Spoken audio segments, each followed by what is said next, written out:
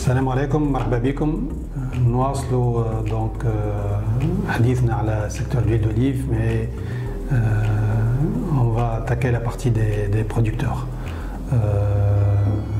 اليوم نعرفوا اللي الصعبة نتاع تونس من l'huile d'olive presque على دوبلي comparativement على 10 سنين التالي واصبح فما اشكاليات نتاع تسويق وكوميرسياليزاسيون de l'huile d'olive tunisienne surtout à l'export.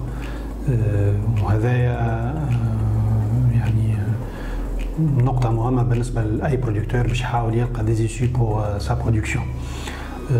الآن نذكر كونه l'exportation est une activité de longue haleine qui nécessite généralement des investissements اللي ياخذوا وقت والرetour نتاعهم كيف ياخذ وقت. Donc il faut vraiment être endurant et patient pour pouvoir récolter les fruits de ces investissements lorsqu'on s'intéresse à l'exportation. Les dépenses liées ils concernent essentiellement la stratégie de marketing et de commercialisation. Oui, les industriels ils ont des efforts à fournir par rapport à ça. Bon, avant d'attaquer la partie marketing et commercial, je rappelle qu'il est très intéressant toujours de miser sur la qualité pour vraiment avoir la certitude de pouvoir accéder à des marchés étrangers. Il faut être sûr de sa qualité. Donc on ne peut pas parler d'exportation sans un niveau de qualité respectable. Donc il y a la partie marketing et commercial. Un exportateur il doit tenir compte surtout de sa stratégie marketing en termes de marque. C'est très important d'avoir une marque bien réfléchie et qui reflète des valeurs que le consommateur cible peut partager. Le consommateur il est devenu de plus en plus exigeant. À travers une marque d'huile d'olive ou d'un autre produit, il cherche une expérience, c'est-à-dire il cherche à vivre une expérience avec cette marque-là. Il veut que cette marque lui renseigne sur l'historique du produit, sa manière de production, de ses valeurs, ainsi de suite. Donc il cherche aussi de l'authenticité. Il faut que cette marque ait traduit une certaine authenticité. Telle huile, elle vient de telle variété, de telle région. Le projet a été fondé par Monsieur X. Et pourquoi pas des photos ou des vidéos de collecte des olives et ainsi de suite. Donc vraiment, il y a un effort à ce niveau-là. L'entreprise doit fournir pour gagner la confiance des clients ou du marché. Aujourd'hui, le consommateur il cherche des marques qui sont éco-responsables. La marque, elle doit refléter sa contribution dans la protection de l'environnement à travers ses emballages, la manière de production, le traitement de la terre, ainsi de suite. Ça, c'est très important de communiquer là-dessus. À partir de l'emballage, au FMARC, il y a une stratégie de communication. Chose très importante lorsqu'on s'intéresse à l'exportation et surtout lorsqu'on est une PME, نعرفوا اللي هو الحقيقة صعيب اليوم d'accéder à des marchés de volume là où il y a des concurrents qui sont déjà très bien établis. Donc les marchés de niche ils offrent des opportunités الحقيقة محترمين pour les industriels tunisiens. وقت اللي نقولوا marché de niche نجموا نذكروا par exemple le marché des produits bio.